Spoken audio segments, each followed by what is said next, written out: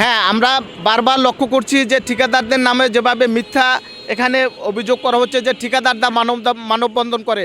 আসলে গণপূর্ত অধিদপ্তরের ঠিকাদার সমিতি একটা বিশাল একটা সমিতি, সারা বাংলাদেশ ব্যাপী এর কার্যক্রম।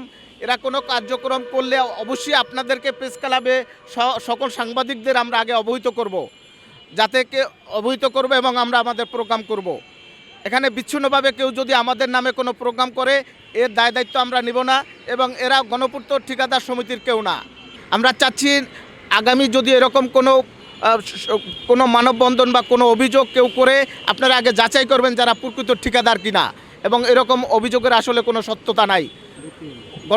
গণপূর্ত অধিদপ্তরের বিভিন্ন পর্যায়ের কর্মকর্তাদের নিয়ে তারা যে অভিযোগ করেন, আসলে এটা মিথ্যা, বানোয়াট এবং উদ্দেশ্য প্রণোদিত, অসৎ উদ্দেশ্যে তারা এটা করেন। পরিচয় আসলেই আমরা জানি না। হুট করে আজ আমরা এই মিডিয়ায়, সোশ্যাল মিডিয়ায় দেখি যে তারা আসলে কাউকেই আমরা চিনি না, তাদের লাইসেন্সও নাই, তারা ঠিকাদারও না।